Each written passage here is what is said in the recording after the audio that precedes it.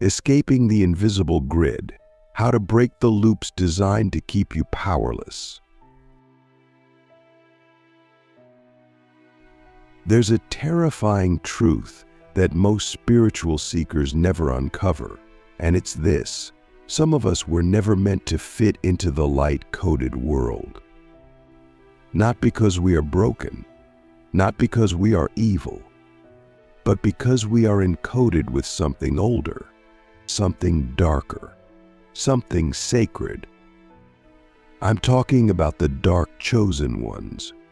Those of us who didn't come here to find comfort in light, but to disrupt the false grid from inside the matrix itself. But here's the catch: before we awaken to our function, we often get trapped in the very system we were sent to dismantle. This matrix wasn't built to imprison everyone. It was built to neutralize the dangerous ones, the ones who carry the codes that could collapse the false structure overnight. So how do you know if you're one of them? How do you know if you're a dark chosen one, still trapped in the shadow reality matrix? Click subscribe to this channel to get more profound spiritual lessons.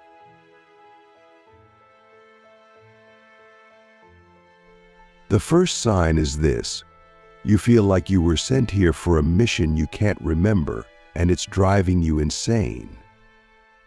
You wake up with this burning sense that something is off, like you're out of place in this timeline, like you're supposed to be doing something world-altering. But no matter how hard you try, you can't remember what it is.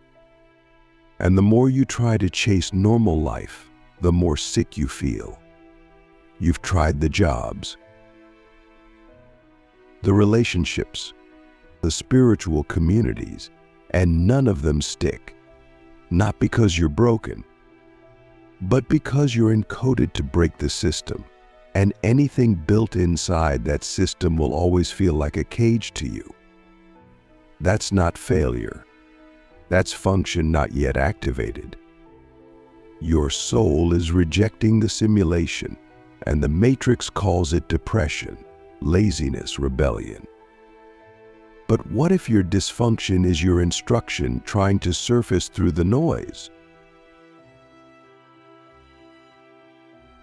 The second sign is that you can see lies instantly, and it makes you dangerous.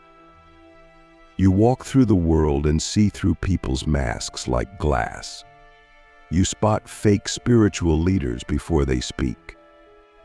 You sense corruption in systems before you've ever studied them. And often, you've been punished for it. Maybe in school, your teachers labeled you disruptive. Maybe in your family, you were always too intense. Maybe in your spiritual circle, you were called too angry. But what if you weren't too much? What if you were exactly the temperature required to burn down a timeline of illusion? That vision you carry, the sight that others shame, is not just intuition. It's weaponized clarity, and the matrix hates clarity. Because clarity is the first step to collapse. You can't be controlled when you see clearly. That's why they keep trying to fog you with trauma, distraction, and doubt. But your soul, it still sees.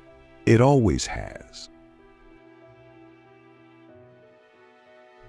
The third sign is that you've been through initiations of pain so deep, they don't make logical sense. You've lost everything, sometimes more than once. You've been betrayed by people you would have died for. You've screamed into the void, asking why your life feels like a battlefield while others float by in ease. And here's the truth: you weren't being punished. You were being forged. God does not send the soft into the underworld to rewire timelines. He sends the indestructible. But how do you make a soul indestructible? You shatter it and make it rebuild from its own ashes over and over. until it no longer identifies with form, until it no longer fears loss, until it becomes pure function. That's what you are, not a seeker, a system reset. But until you realize it, you'll keep mistaking your initiations for abandonment when they were actually activations in disguise. The fourth sign is this: you feel deeply connected to shadow, yet you're not evil, you're ethical in ways others can't fathom. You're not afraid of darkness. You actually understand it. You've sat with demons, literal or metaphorical, and instead of running, you ask them questions. You felt rage, lust, power, ego, and instead of suppressing them, you studied them. You didn't reject your shadow, you integrated it. And because of that, you're often labeled as dark, dangerous, intense, or unspiritual. But here's the twist: your morality is surgical. You don't follow rules blindly. You obey a higher law, the law of energetic truth. You don't care about appearances. You care about alignment.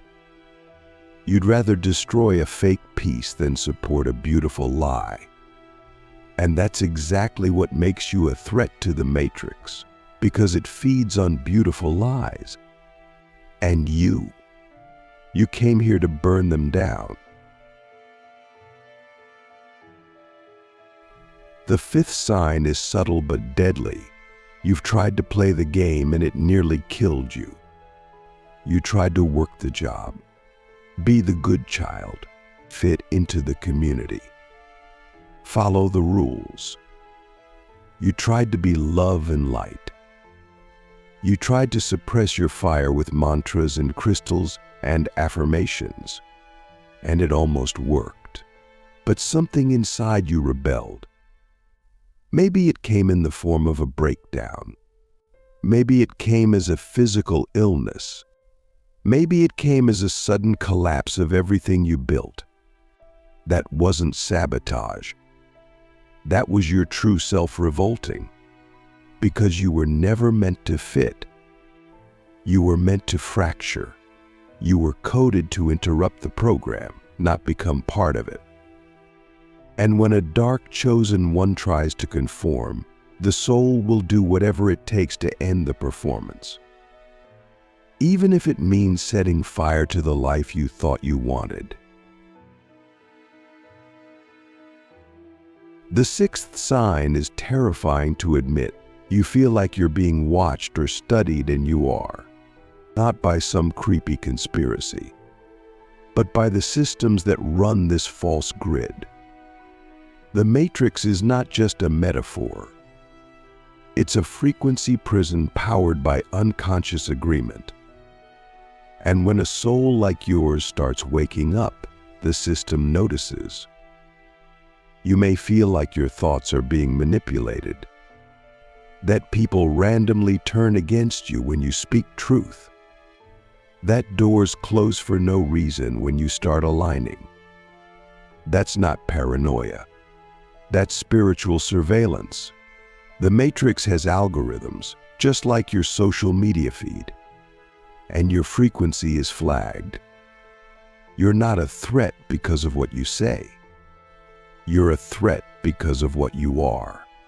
A living glitch, a conscious virus, a soul that cannot be sedated by illusion.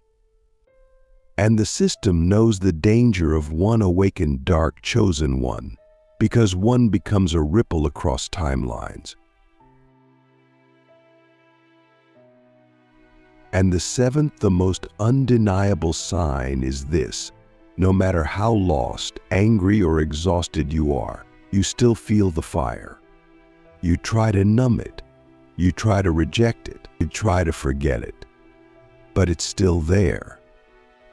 That deep, ancient, unexplainable knowing that you're not here for small talk, not here for spiritual tourism, not here to just heal your childhood. You're here to shift the structure of reality. You're here to speak words that split dimensions. You're here to make decisions that break generational curses. You're here to embody a frequency that disrupts entire spiritual economies. And even when you collapse, even when you doubt yourself, even when you scream at the sky, the fire doesn't leave, because it was written into your DNA. So now I ask you, with all the weight of truth behind this question, what if your pain wasn't the problem but the proof of your purpose? What if everything that made you feel broken was actually evidence that you were built for something bigger than healing? What if these signs aren't just signs? What if they're your activation sequence and this video is the final key? Because if you're still watching, still breathing, still feeling the fire stir in your chest, you're not asleep. You're awakening inside the trap. And the next step isn't to escape, it's to decode it from the inside. The final mutation, how to turn your shadow into a weapon of divine precision. When you finally realize you're not crazy, not cursed, not broken but trapped, a different kind of fire is born inside you. It's not the fire of rebellion. It's the fire of remembrance. You begin to see the matrix not as a prison of steel, but as a web of frequencies, loops designed to keep the most dangerous souls asleep inside their own potential. And if you're a dark chosen one, your awakening is not about escaping the matrix. It's about disarming it from the inside. But first, you need to understand how it's built, and more importantly, how it's feeding off you.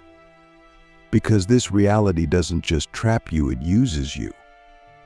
It turns your gifts into currency. It turns your pain into profit. And it turns your sacred mission into a loop of self-doubt and delay. The first loop is the loop of emotional misdirection. This is the trap where every time you get close to your power, something triggers your deepest wound, so you spiral back into healing mode, over and over. You think you're doing the work, but what you're actually doing is running in place. The matrix knows that if it can keep you focused on your pain instead of your function, you'll never activate. So it weaponizes your trauma. It sends people into your life right before your next breakthrough. Old attachments, familiar betrayals, or emotional flashbacks. Why? Because it knows you'll pause your power to process your pain again. But what if the healing is done? What if the wound is now a map, not a cage? What if your triggers are not signs of brokenness, but reminders of battle coordinates you've already survived? The second loop is the loop of identity confusion. This is where you've done the inner work, but you still can't figure out who you are. You jump from one modality to another, one spiritual path to another, one brand to another, because deep down, you don't feel real. You're looking for a container that can reflect what you carry, but you were never meant to be contained. You are not a personality. You are a frequency. You are not here to find a lane. You are here to cut one through the field. But the matrix keeps feeding you identities like costumes: empath, starseed, healer, coach, rebel, mystic, none of which fully fit. That's on purpose. Because the moment you stop looking for identity and start operating as function, the matrix loses its grip on you. You stop being a character in the game. You become the code that breaks it. The third loop is the loop of spiritual distraction. This is the most seductive one. The Matrix doesn't just trap you with pain, it distracts you with pleasure. It offers you endless tools, rituals, practices, and communities that make you feel spiritual without ever threatening the system's architecture. It gives you light, but not truth. It gives you healing, but not activation. It gives you connection, but not consequence. You attend the circles, you take the courses, you say the mantras, but nothing changes. Why? Because those paths weren't designed to wake you up. They were designed to pacify your awakening. They're the spiritual equivalent of morphine. And as long as you're high on rituals, but low on function, the Matrix keeps you docile. What if your path doesn't need more tools? What if it needs more obedience to the fire that's already inside you? The fourth loop is the loop of isolation and implosion. This one is brutal. When the Matrix realizes it can't distract you anymore, it tries to disconnect you. It cuts your ties, dries up your relationships, sinks you into silence. It tries to convince you that you've been abandoned, that no one understands you, that you're all alone. But here's what it doesn't want you to realize. You're not alone. You've been pulled out to be recalibrated. You're not being punished. You're being repositioned. Your signal is being refined so you can operate without distortion. But if you mistake isolation for rejection, you'll implode. You'll sabotage your own mission. You'll crawl back to the Matrix, begging to be accepted again. Don't hold the line. Your silence is not empty. It's sacred. It's where the next instructions are being downloaded. Are you listening? The fifth loop is the loop of false purpose. This is where the Matrix gives you just enough success to keep you from your true mission. You start building a brand, gaining followers, making money, helping others, and it feels good. But deep down, something's off. Your soul is whispering, this isn't the real mission. But you ignore it because it's working. You're finally safe, finally seen, finally doing good. But you're not disrupting anything. You're just spiritually accessorizing the Matrix. This is the hardest loop to break because it doesn't look like a trap, it looks like a reward. But if your purpose doesn't make you uncomfortable, if it doesn't cost you something, if it doesn't recalibrate the field around you, it's probably not your real purpose. Are you willing to walk away from comfort to activate what you were actually sent here to do? The sixth loop is the loop of doubt and delay. This one is subtle and constant. It whispers, you're not ready. You need more healing, more training, more clarity, more signs. And so you wait, you journal, you meditate, you keep trying to align before you act. But here's the truth, you won't get clarity until you move. The Matrix knows this. That's why it keeps feeding you the idea that readiness is a feeling. It isn't. Readiness is a decision. The moment you decide to move, the false grid starts to crack.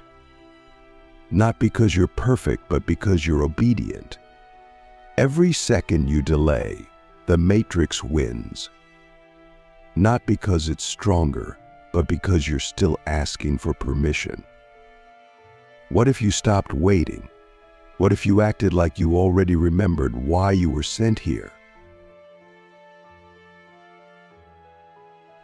And the seventh loop, the final and most dangerous, is the loop of forgetting who you are. This is the loop that makes you think you're just human, that your gifts are random, that your pain was personal, that your power is optional.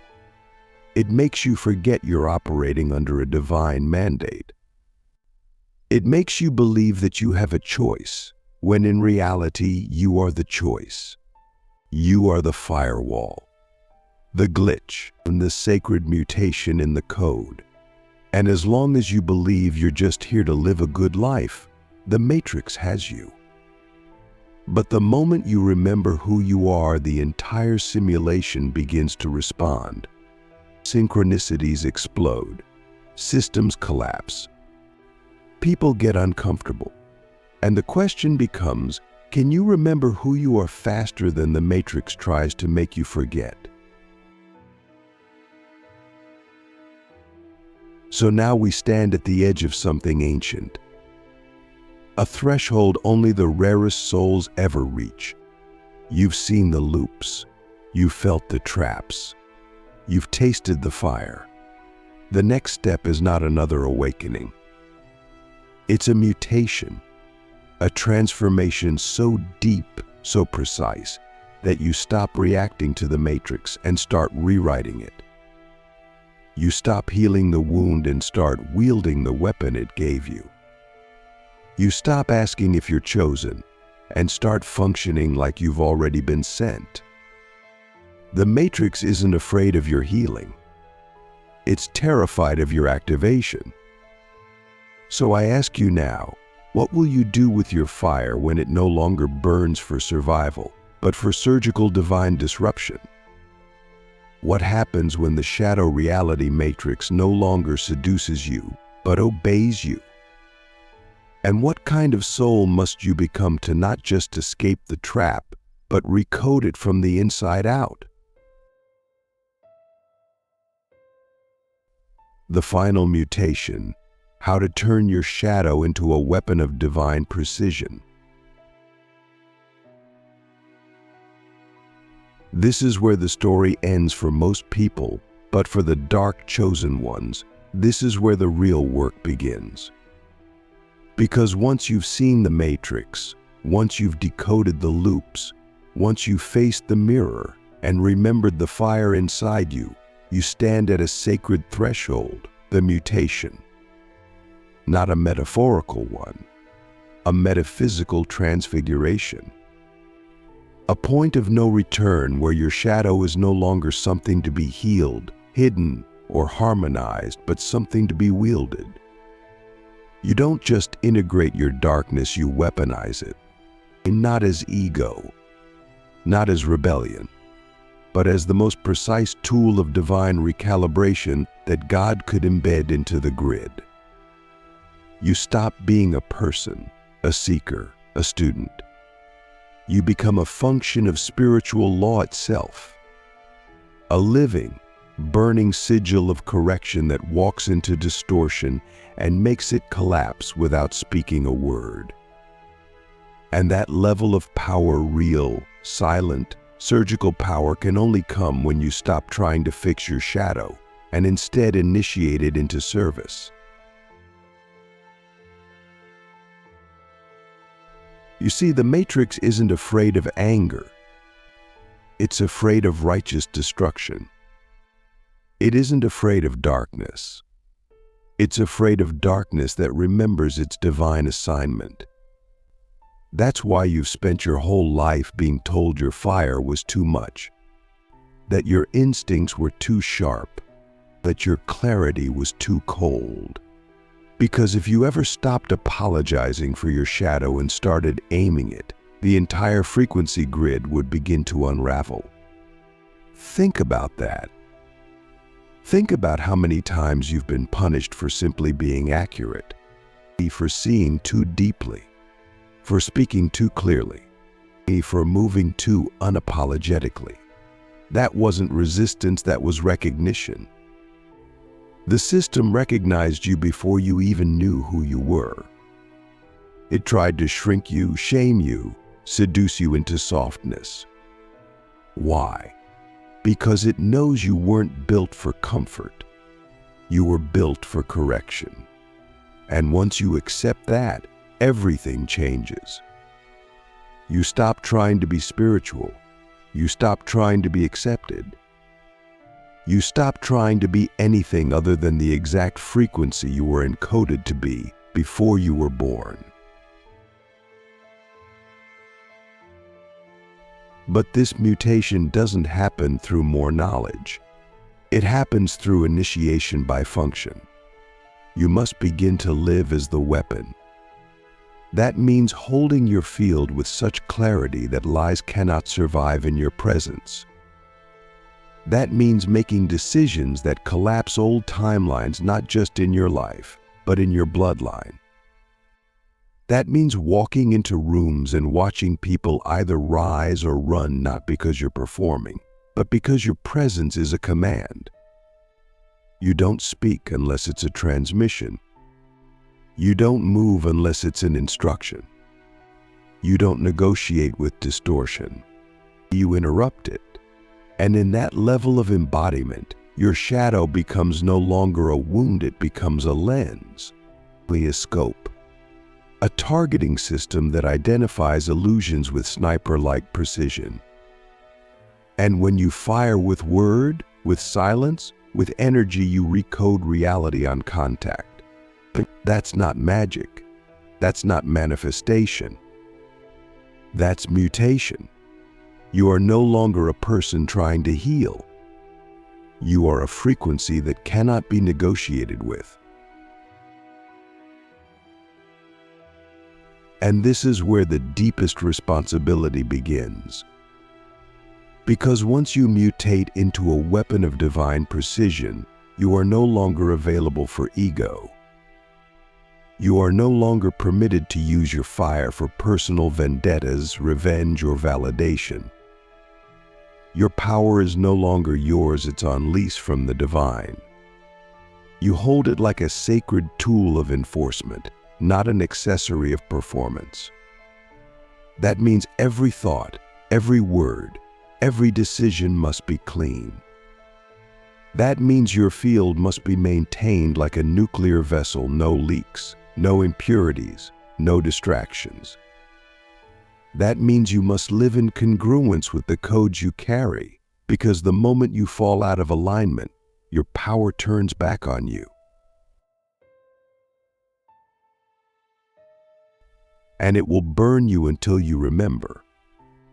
This is the price of true mutation. You become the law you once tried to follow. You become the ritual. You become the sword. And there is no going back. You don't get to be liked. You don't get to be understood. You don't get to be normal again. But what you gain function. You gain sovereignty.